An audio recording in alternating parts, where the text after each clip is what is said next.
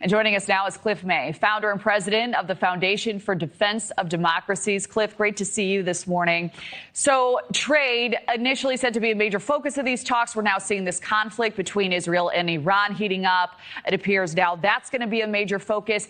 How impactful do you see these talks being? Do you think there'll be action taken by these countries on the other side of these meetings? Well, I think there'll be an attempt on all sides to persuade, particularly the Europeans trying to persuade the Americans, Trump trying to persuade the Europeans, and there'll be some debate among the Europeans as well. Look, initially, there's a laundry list of topics, as you kind of indicated, for this meeting, everything from artificial intelligence to climate change to migration to trade, tariffs. I do think the fact that you have two live wars taking place, one in the Middle East and one in Europe, means that those issues will dominate this conference, and I think that's going to be the main subject of discussion and of debate. Right? We have to think that's what's going to happen. Yeah, we would assume so. And I wanted to press you on one point about how this started. So Iran has maintained its nuclear program's peaceful. U.S. intelligence agencies and the International Atomic Energy Agency have said Iran was not pursuing a nuclear weapon. And officials have been pressed on this. I could see your response there.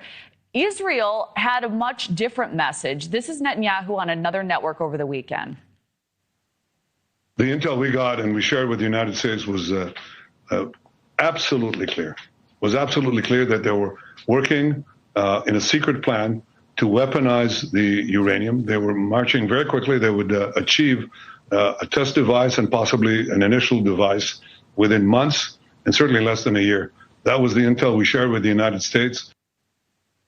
So will these discrepancies be addressed at the G7? Well, perhaps. I don't think there is any serious person who believes that the nuclear program that has been underway for years inside Iran is for peaceful purposes. And if this regime in Iran wanted to have peaceful nuclear power only and no nuclear weapons, President Trump said, that's fine. We'll make that possible for you. It's not a problem. But that you don't create ICBMs, intercontinental ballistic missiles, for peaceful nuclear programs. You compete them for weapons. You don't create nuclear facilities under mountains if they are peaceful. This is nonsense, and I'm sure there are people who are so credible as to believe this, but it's really not the case. The fact of the matter is, look, I was a reporter in Iran in 1979 during the revolution. Way back then, they were shouting death to Israel and death to America. They have never stopped chanting that over all these 46 years. What's the purpose of nuclear weapons? Because there's an intention, and to realize an intention, you must have a capability. That's what this is about.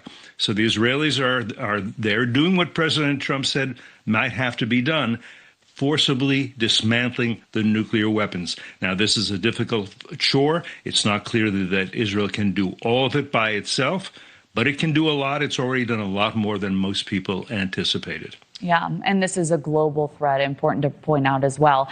Cliff May, certainly appreciate your time weighing in today. Thank you very much for joining us. Thanks, Kelly.